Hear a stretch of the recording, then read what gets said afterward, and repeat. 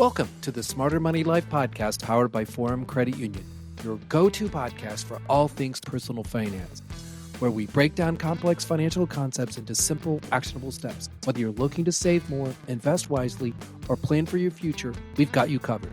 Join us each episode as we bring you expert insights, real-life stories, and practical tips to help you live a smarter money life. Hello, everyone. Welcome to another episode of the Smarter Money Life podcast. I'm your host, Andy Mattingly. Today, we're going to dive into the essential money habits everyone needs to be financially successful in their life. Every person's situation is different, and yet no matter the amount of money one makes, their financial habits have a great impact on their financial well-being.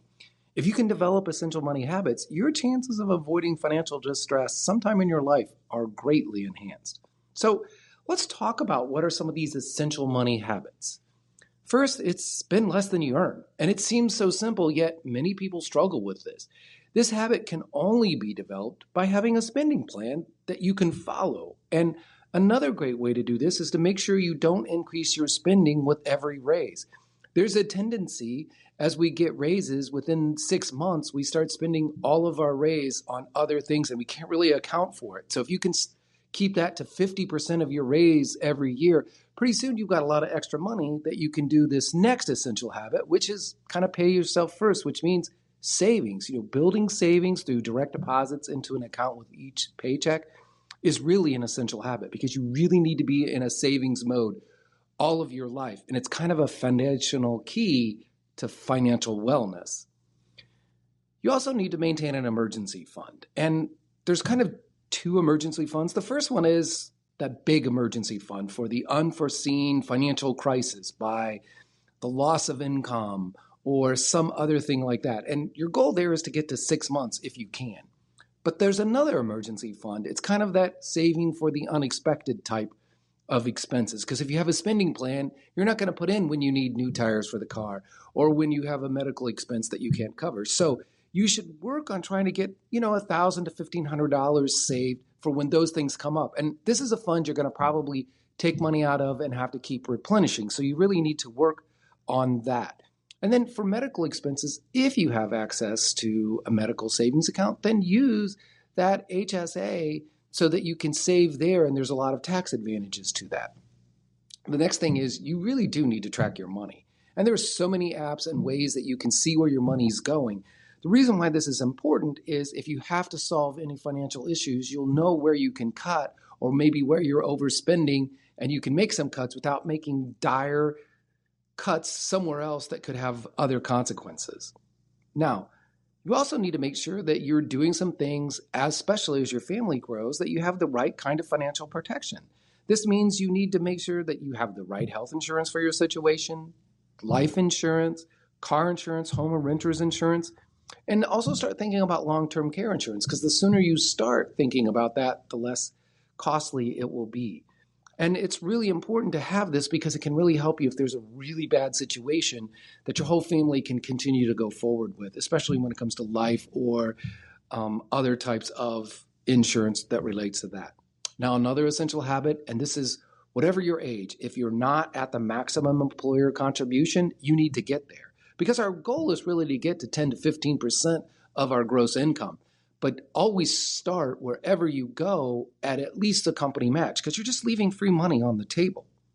Now, you do need to set some financial goals, short and long-term goals, and you need to update them kind of regularly. And not only put the goal, but what are the steps you're going to use to get that goal? Maybe it's to pay down your debt.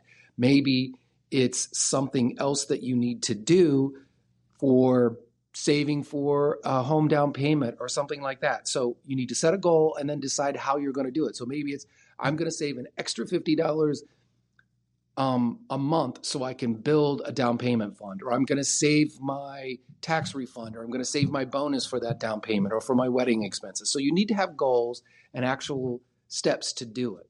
Now, this is another one. And I think people forget how important this is. You have to pay all of your bills on time, not just your loans. Because anywhere, medical expenses, utilities, they can all end up being a detriment on your credit report. And now sometimes rent is being reported. So you just don't want to pay late. Also, when you pay late, you usually have a late fee, and that can add up to being a couple $100 a year if you're paying some things late all the time. So make sure that you're paying it on time to save yourself money.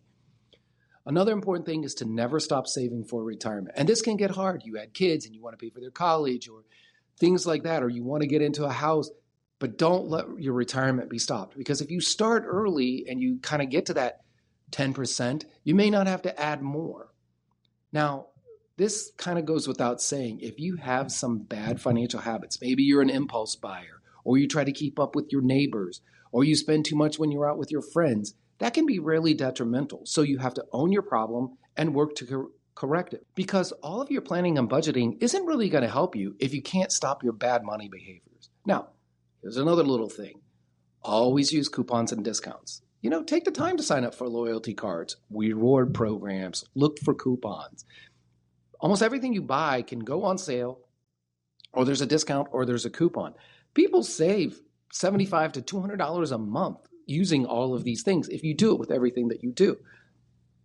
Now, here's another one.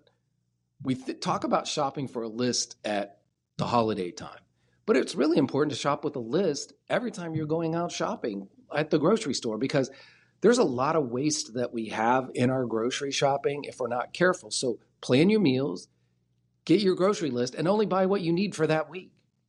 Now, you also need to find value in every purchase. So sometimes people think that if you have an essential money habit and you buy the lowest cost item, you're really doing well. But if that lowest cost item only lasts a third of the time of something that costs more, you may be not getting the most value. So you want to make sure you're looking at what your lifetime spending on these things are going to be so that you can get the value out of it. That's what you're looking for.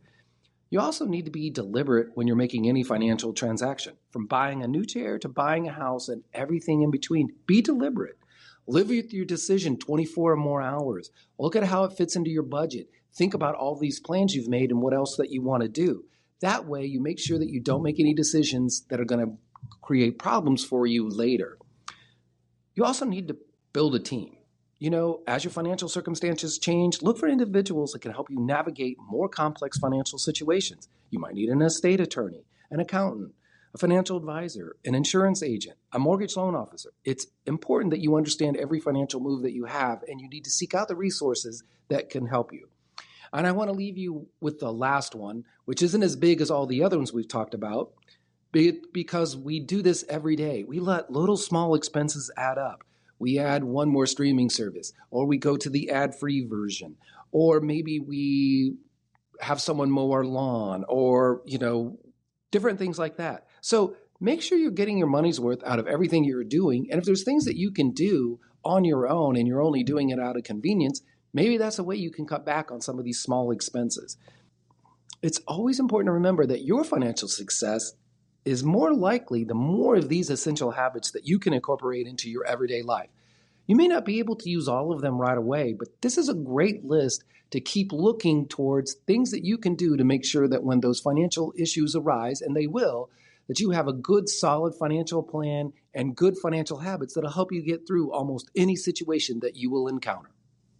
That's all for this episode of the Smarter Money Life podcast. Thank you for joining me. I hope you found our discussion helpful and inspiring.